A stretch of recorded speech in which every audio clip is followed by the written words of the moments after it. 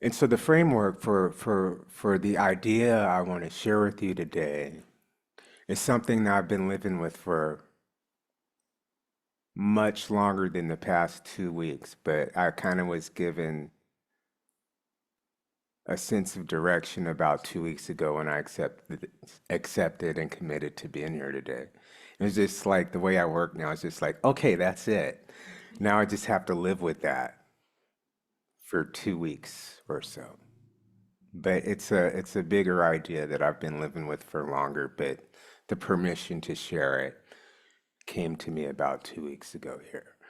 So, what is that?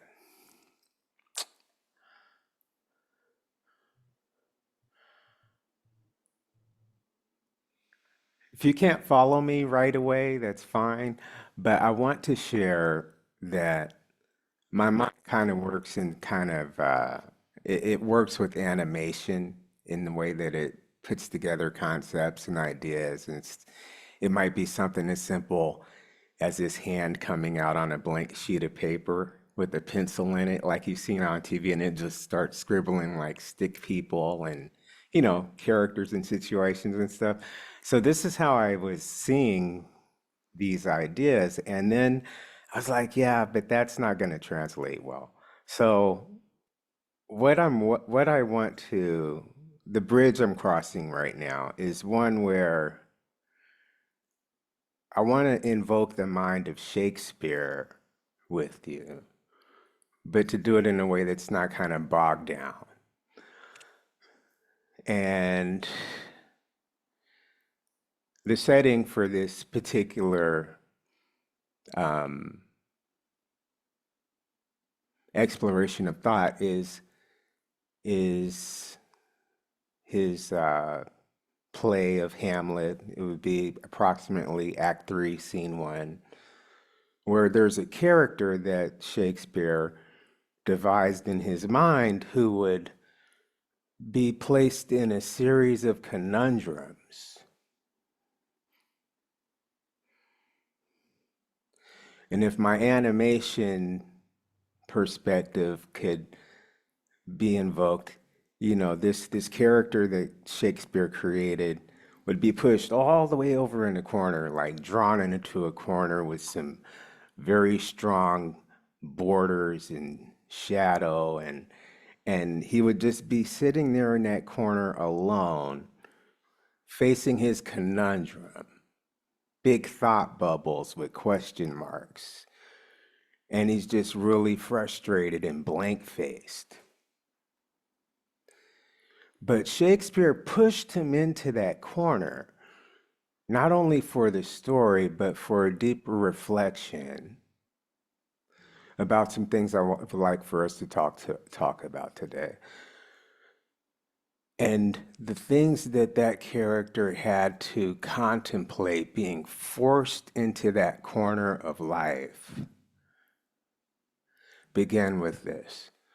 He said, to be or not to be, that is the question. One, whether it is nobler in the mind to suffer the slings and arrows of an outrageous fortune, or do I take up arms against the sea of troubles and by opposing them, end them? Or, and this or is coming from this person that's pinned in this corner, or do I die? And die to a sleep so that I may end this heartache and the thousand natural shocks that this flesh is heir to.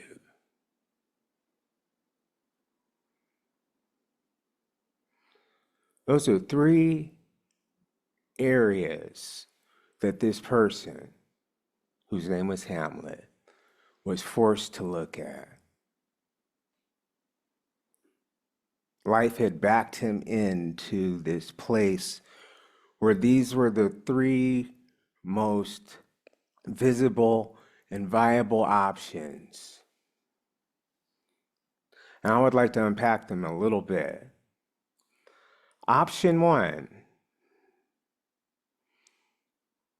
do I continue to suffer the slings and arrows of what I thought I wanted, which was this outrageous fortune, not knowing that inherent within this outrageous fortune are slings and arrows I perceive to be projected towards me because of my outrageous fortune?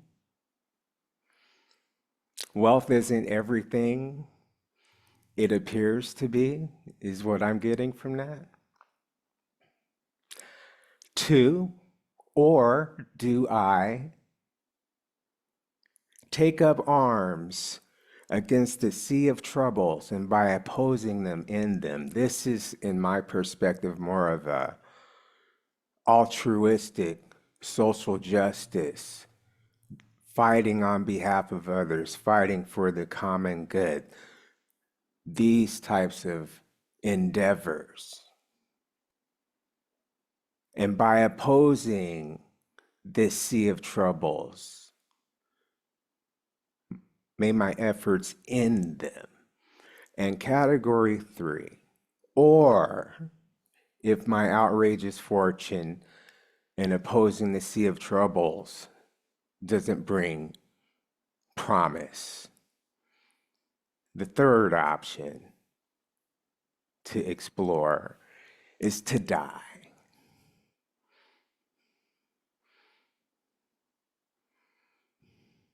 Because these other options have been explored and they still haven't done for me what they promised. So he says, or do I die? So that, with the intent of me ending these heartaches and the 1,000 natural shocks that this body is heir to. This is the important part, is the heir. Because this character, Hamlet, says that my heartache and the 1,000 natural shocks that this body experiences is inherited. It's inherent within the body to experience heartache. And endless, 1,000 is an arbitrary number for endless. The endless natural shocks that this body will experience.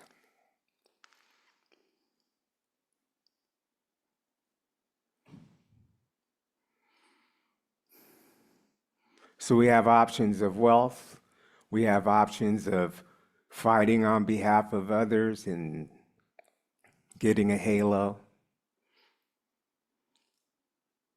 And we have this third option, just to end everything, because it's all too much.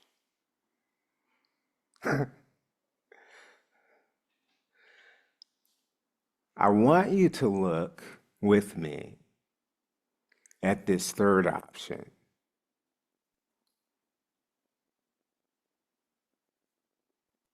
Not as an option to take, but as an option to observe, because the third option is also contained in the first ones. So within the natural, the inherent natural shocks and heartaches, the person who is contemplating the slings and arrows that come with their outrageous fortune, they also have a body, and their body is also inherent to heartache and 1,000 natural shocks. The person who's considering the altruistic path, maybe becoming a Dharma teacher or a mindfulness teacher or a yoga teacher or something, right?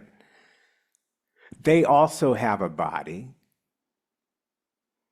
and they also have inherent heartaches and 1,000 natural shocks. So outrageous fortune doesn't negate heartache and 1,000 natural shocks. Taking the altruistic path does not negate you from heartache and 1,000 natural shocks. Death, just ending it all if that was something that people were to explore, is a question. Because he thought again when he got to part number 3, when he said, or do I die so that I may end this heartache and 1,000 natural shocks that flesh is there too. And then he contemplated, he said, to die, to sleep perchance to dream. And he said, there's the rub. For in that sleep of death, what dreams may come when I have shuffled off this mortal coil, this body? So the question is ending it better than enduring it? That was the conundrum. So he said, must give us pause. He's like, let me back up off of that for a minute.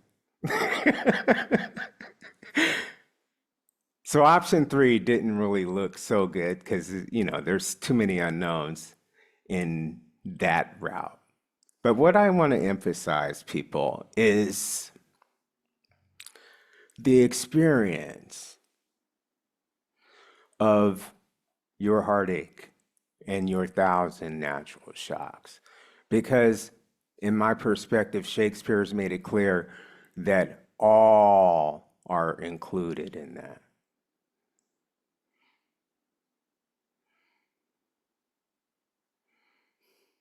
And some may be pursuing outrageous fortune at this very moment in your life. But are you going to pursue that while ignoring your heartache and your 1,000 natural shocks? Because based on this soliloquy, outrageous fortune does not address that.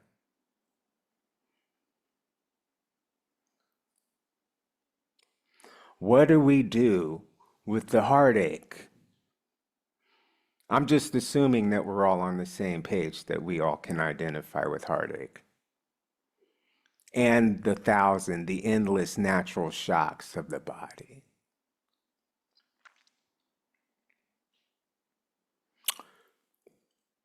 This particular area points us back to something that in the Buddhist philosophy is called the First Noble Truth. And the First Noble Truth is known as the truth of suffering.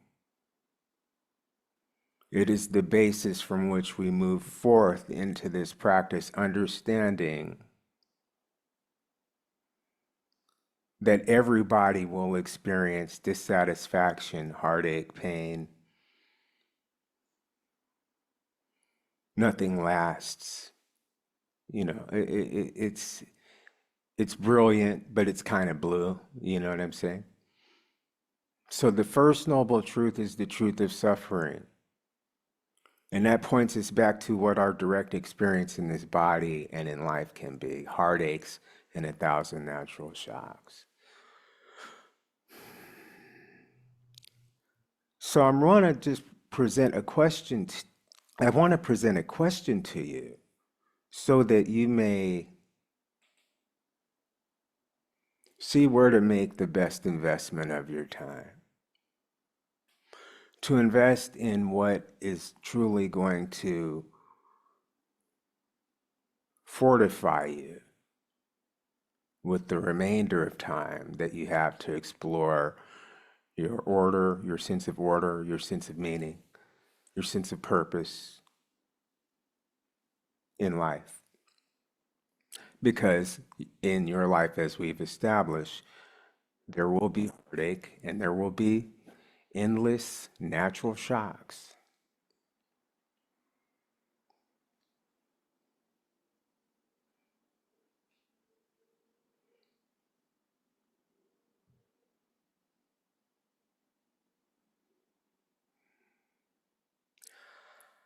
I want to point out that in the four foundations of mindfulness, it begins with mindfulness of the breath and body. There can't be separated.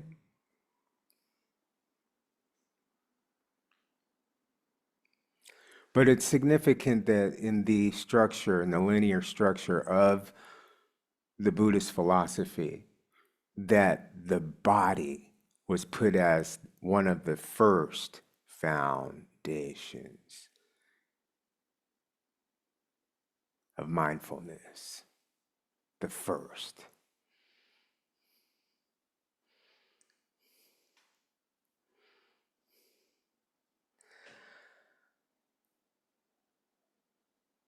And there is a reason for that. But I don't think I can explain a reason for that to you. I think we have to experience it ourselves. And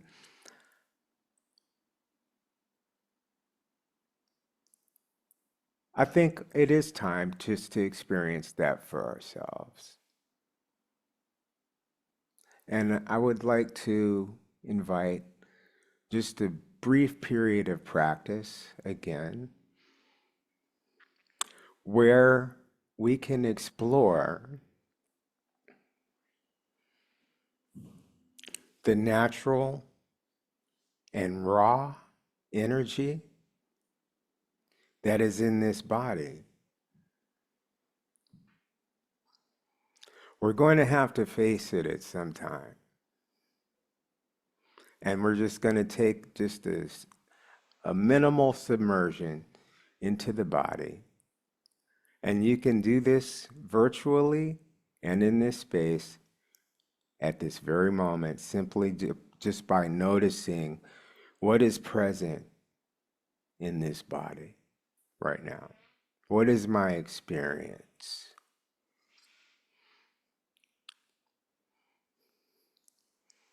Is there a sense of heat? What does this raw energy feel like?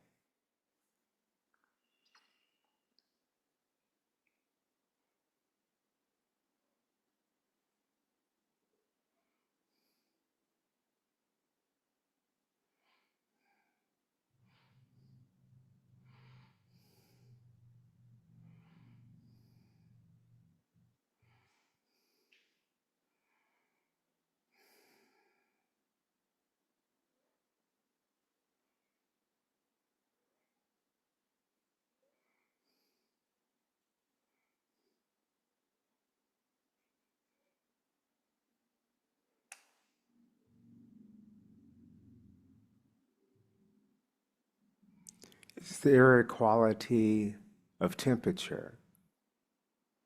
Is there a sense of tightness or a sense of openness? I just want to invite you to stay open to your experience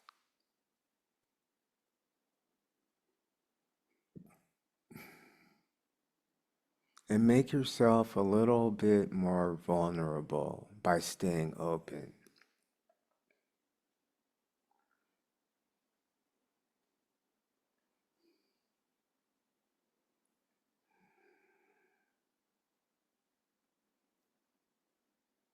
You may find various impulses, vibrations, temperature signatures,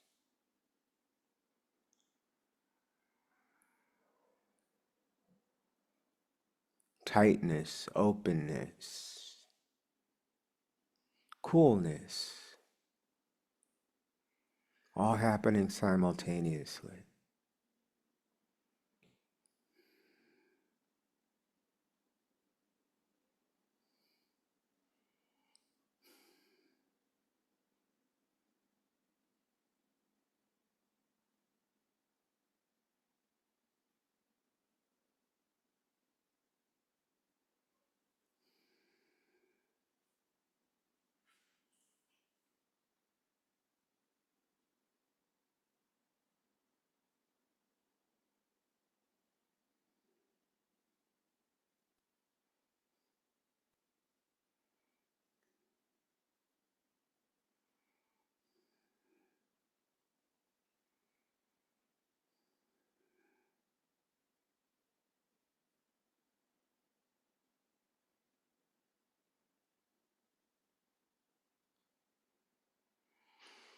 Stay open and allow your body to regulate itself.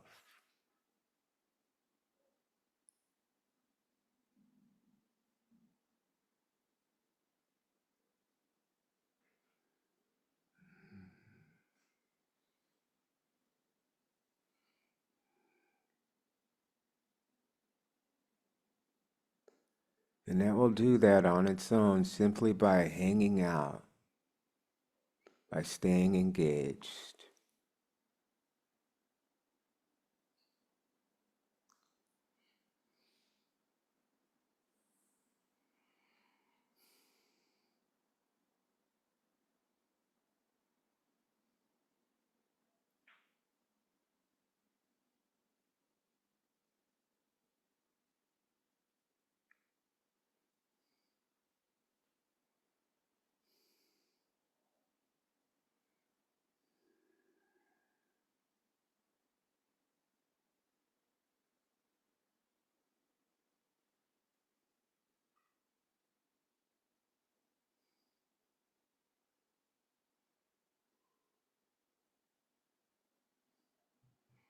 Stay engaged.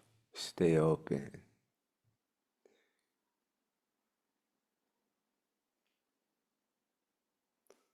Availing yourself a little bit at a time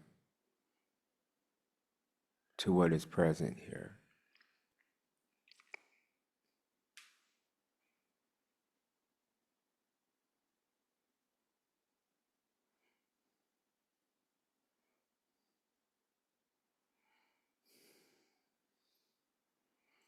And observe the quality of change happening within your body and your being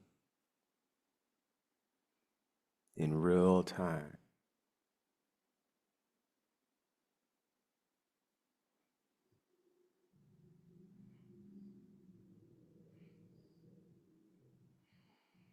And you may see change happening.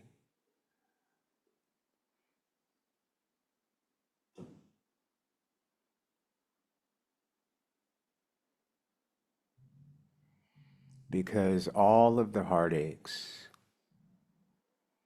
and the 1,000 natural shocks are all subject to impermanence.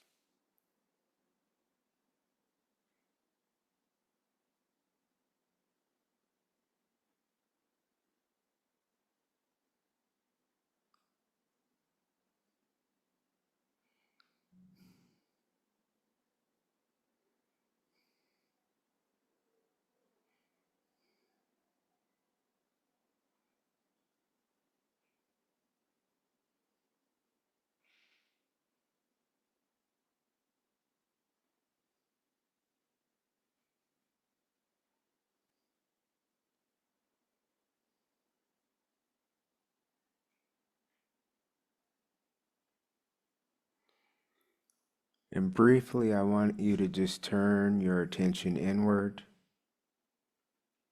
to offer yourself some kindness, to at least acknowledge what you're finding with a sense of compassion.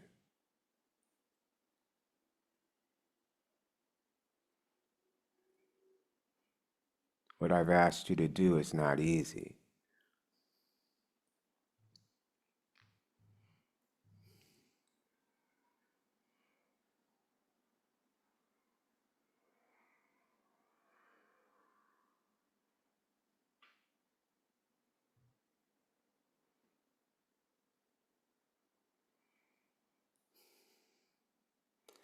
And as you look inside yourself with compassion, can you see the good? Can you feel into the good?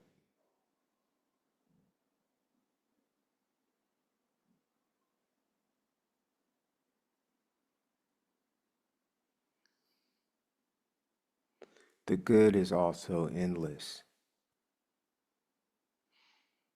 Can you see the good, and can you just deepen your feeling into the good?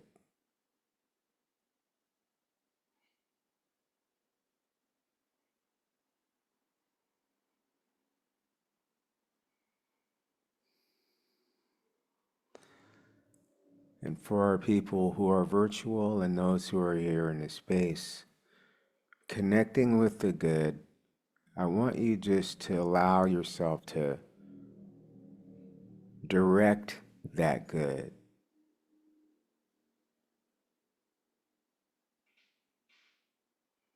to people in different geographies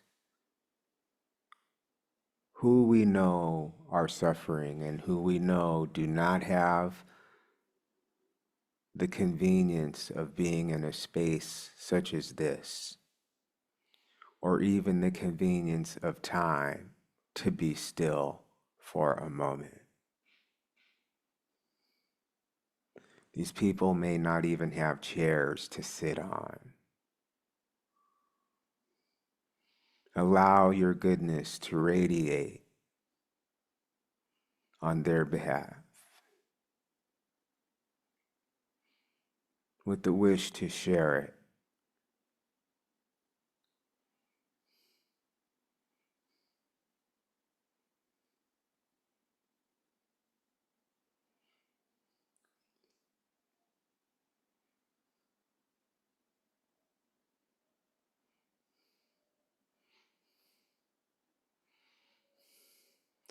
Because if it's true that we're all interconnected,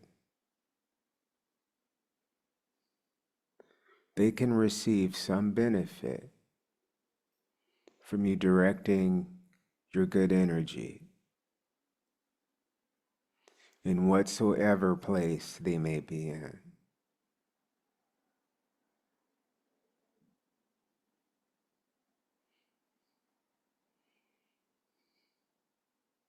Trust your heart that it can reach them, that it can align with them, that it can identify. The heart has no geographical boundaries, so trust that process within yourself.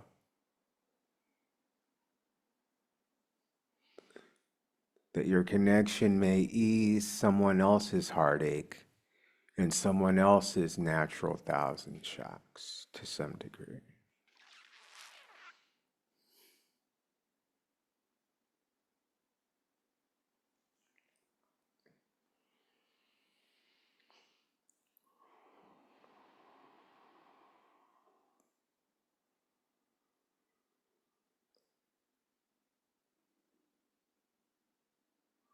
The Southeast, Florida, and the Carolinas, the Middle East, there's heartache and natural shocks happening in all places.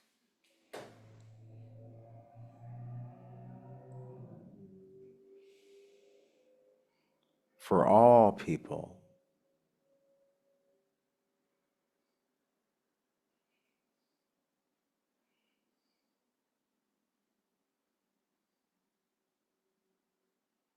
And just make yourself available a little bit at a time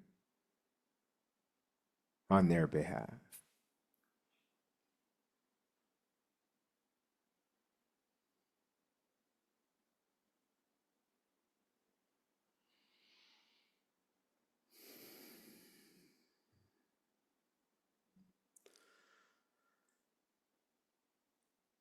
I want to take a deep breath with you on the count of three, and we'll begin to ascend into our collective practice again. So 1, 2, 3. Inhale deeply.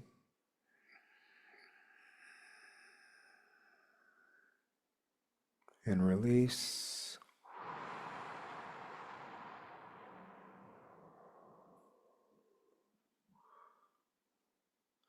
And we're going to do that again with the intention of feeling how the body changes as we release this oxygen. So 1, 2, 3, inhale and release.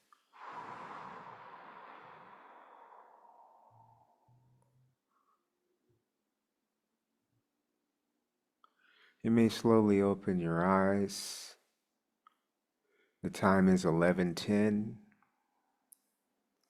here in California. I thank you for your time and your attention and your openness to hear what I had to say.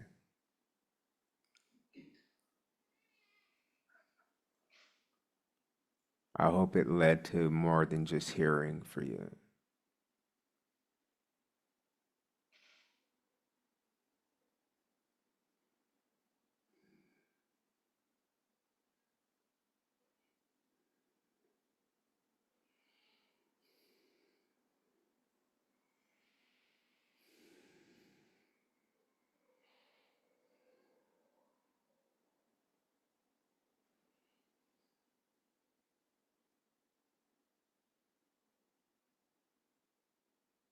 None are exempt from heartache and the thousand natural shocks that this flesh is heir to.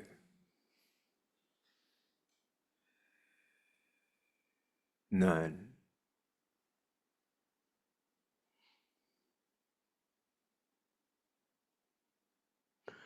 And I offered this particular course of discussion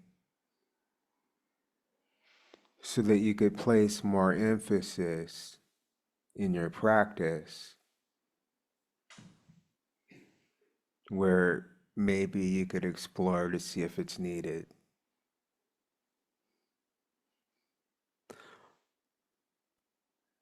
And I also want to kind of, it may not be necessary, but I wanted to just kind of address the notion that meditation is supposed to be something that takes me to an alternate reality, because the body is going to show you that that's a futile excursion. And so I really want to encourage you to be more mindful of the body, whatever your endeavors are. Thank you.